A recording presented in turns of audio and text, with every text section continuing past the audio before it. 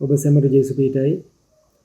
ජේසුස් වහන්සේ අපිට දක්වපු ආදරයත් අපෙන් ජේසුස් වහන්සේ බලාපොරොත්තු වෙන ආදරයත් අපි කොහොමද ඒක ජේසුස් වහන්සේට ප්‍රේම කරන්නේ කළ යුතු කියලා අපි කතා කරන්න යනවා.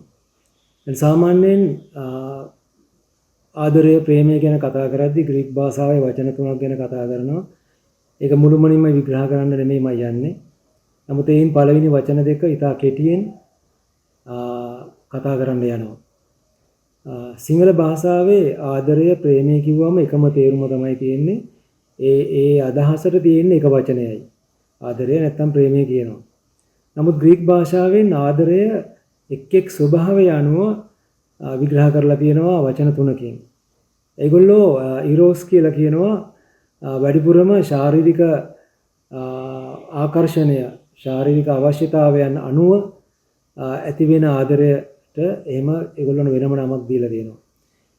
අද කාලේ හැටියට නම් සාමාන්‍යයෙන් පිටස්තර පෙනුම විතරක් නෙමෙයි පාවිච්චි කරන වාහන කරන රැකියාව ගෙවල් දොරවල් ඒ වගේ කන බොන තැන් යන හෝටල් මොනවද ඒ වගේ ඒ දේවල් ඔක්කොමත් එකතු වෙලා යම්කිසි බලපෑමක් ඇති කරනවා ඒ ඉරෝස් ආදරයට අවශ්‍ය පසුබිම සකස් වෙනවා.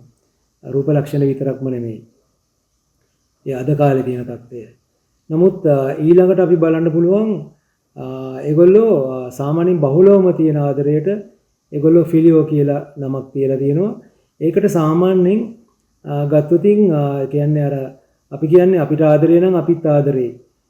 අපිට යහපත කෙරුවොත් අපිත් thank you කියලා යහපත් දෙයක් කරනවා. ඒ වගේ. එතකොට අපිත් ගොඩ යන්න ඕන කියලා කියනවා. ඒ වගේම අපිත් සමහර අයට ගොඩ යන්න උදව් කරනවා. ඒ වගේ මේ සමහරලාට අපි සමහර අයට ගරු කරනවා සමහර අය අපිට සෙට් වෙන්නේ නැහැ. ඉතින් ඒ වගේ දේවල් ඔක්කොම ඇතුළත් වූ සාමාන්‍ය ආදරයට තමයි ඒගොල්ලෝ පිළියෝ කියලා කියන්නේ කියලා නම් කරලා තියෙන්නේ. අපි ඒක කෙටියෙන් සඳහන් කරා. ඊට පස්සේ අපි ඊළඟට යමු ජේසුස් වහන්සේ අපිට දක්වපු ආදරේ මොන වගේද කියන එකට. ජේසුස් වහන්සේ මෙහෙම දෙයක් කිව්වා ලූක් 6:32 නුඹලාට ප්‍රේම කරන්නන්ටම නුඹලාත් ප්‍රේම කරනවා නම් නුඹලාට කවර ස්තුතියක්ද? මක්නිසාද පෞකාරයෝ පවා තමන්ට ප්‍රේම කරන්නන්ට ප්‍රේම කරති. නුඹලාට යහපත කරන්නන්ටම නුඹලාත් යහපත කරනවා නම් නුඹලාට කවර ස්තුතියක්ද? මක්නිසාද පෞකාරයෝ පවා එසේ කරති කියලා. ඒතර ජේසුස් වහන්සේ තුල තියෙන්නේ මොනතරම් යාව ප්‍රතික්ෂේප කරත් මොනතරම් යාට විරුද්ධ වුණත් මොනතරම් යාට අපහාස කළත් ගල් ගැහුවත් මොන ආකාරයට හෝ මොන ආකාරයට අපහාස කරත් මනුෂ්‍යව සදාකාල ගින්නෙන් ගලව ගන්නා වූ උන්වහන්සේගේ මාර්ගය වන ධර්මිෂ්ඨ මාර්ගයට අපිව අරගන්න එක තමයි ජේසුස් වහන්සේගේ ප්‍රේමය. එතකොට එයාට කරන දෙයට එයා ප්‍රතිචාර දක්වන්නේ නැහැ. දැන් ඒ ආදරයට මේ terms and conditions නෑ මොනවාක්වත්.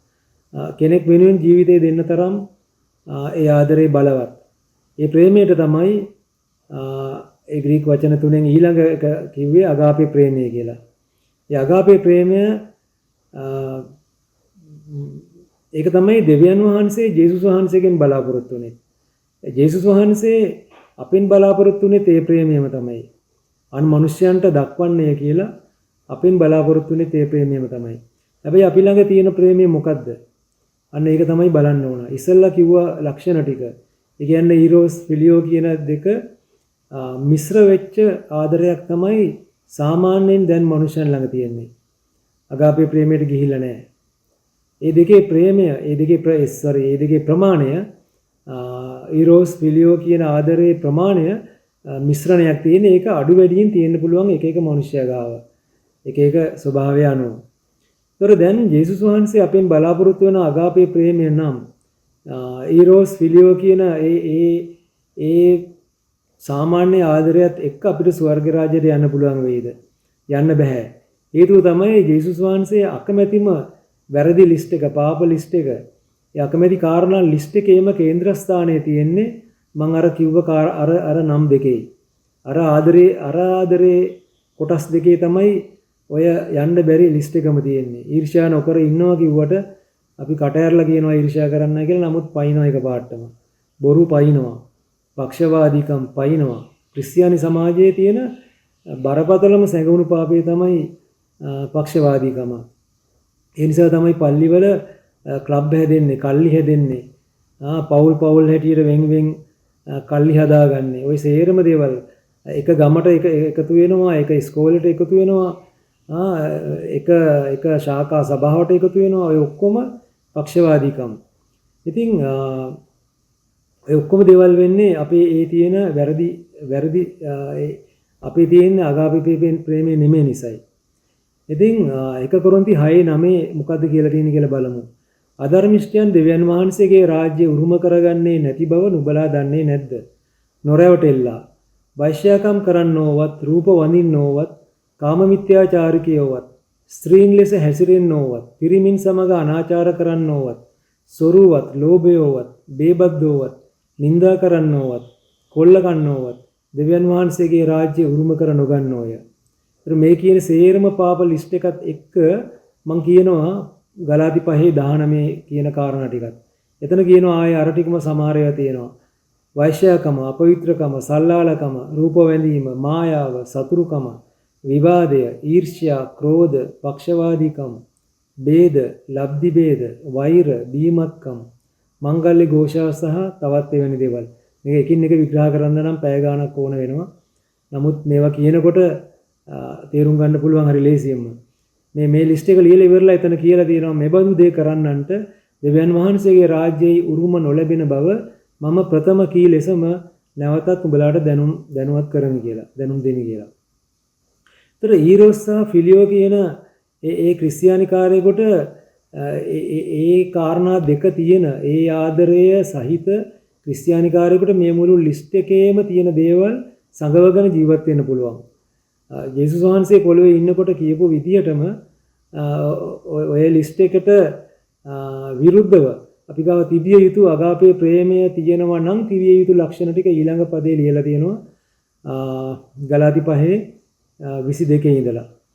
නමුත් ආත්මයන් වහන්සේගේ ඵල නම් ප්‍රේමය, ප්‍රීතිය, සමාදානය, ඉවසිලිවන්තකම, කරුණාවන්තකම, යහපත්කම, විශ්වාසකම, මුරුදුකම, පමන දැන ක්‍රියා කිරීම යන මේවාය. ඒ වගේම තව ලිස්ට් එකක් පාවුල් ලියනවා 1 කොරින්ති 13:4. එතන කියනවා ප්‍රේමය බොහෝ ඉවසිලිවන්තය, ගුණවන්තය. ප්‍රේමය ඊර්ෂ්‍යා වන්නේ නැත. ප්‍රේමය පාරට්ටු කරගන්නේ නැත. උඩඟු වන්නේ නැත. අශෝභන ලෙස හැසිරෙන්නේ නැත. තමාගේම කාරණා සොයන්නේ නැත. කෝපවන්නේ නැත. නපුර ගණන් ගන්නේ නැත. අධර්මිෂ්ඨකමට ප්‍රීති නොවි සැබෑව සමග ප්‍රීති වන්නේය. සියල්ල දරා ගන්නේය. සියල්ල විශ්වාස කරන්නේය. සියල්ල බලාපොරොත්තු වන්නේ කියලා. මේව තමයි අගාපේ ප්‍රේමයේ ලක්ෂණ. මෙතන ප්‍රධානම එක තමයි තමාගේ කාරණා සොයන්නේ නැත කියන එක. මොකද ජේසුස් වහන්සේ කරපු මේ ප්‍රේමය කරන්න අපිත් මේ සමායන ජේසුස් වහන්සේ කරපු මේ ප්‍රේමයම අපිත් කරනවා නම් කරන්න මේ භෞතිකව කුරුසේ කැන ගහෙන්න ඕනේ. ඒ ප්‍රේමය කරන විදිය ජේසු තවත් උපමාකිනුත් කිව්වා. මෙන්න මෙහෙම. මතෙව් 25:35 බලන්න. මක්නිසාද මම බඩගිනිව සිටීමි. නුඹලා මට කන්න දුන්නහුය. විපාසිතව සිටීමි. නුඹලා මට බොන්න දුන්නහුය. ආගන්තුකව සිටීමි. නුඹලා මට බලන්න සැලකුවේ කියලා කියනවා. ආගන්තුකව සිටීමි. නුඹලා මා පිළිගත්තුය. වස්ත්‍ර නැතුව සිටීමි. නුඹලා මට ඇඳුම් දුන්නහුය. රෝගාතුරව සිටීමි. නුඹලා මා බලන්ට ආවහුය. හිරගෙයි සිටීමි. නුඹලා මා වෙතට ආවහුයයි කීසේක. දැන් එවිට රජුරුව උත්තර දෙමින් මාගේ මේ සහෝදරයන්ගෙන් ඊතා කුඩා කෙනෙකුට නමුත් නුඹලා ඒක කළහුද?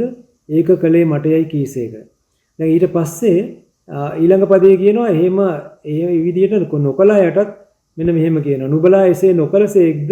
එසේ නොකලේ මටයි කියලා. දැන් මේ ජේසු කියනවා ජේසුට තමයි එහෙම මේ මිනිහෙකුට කරේ නැත්නම් මට තමයි කරේ නැත්තේ කියලා.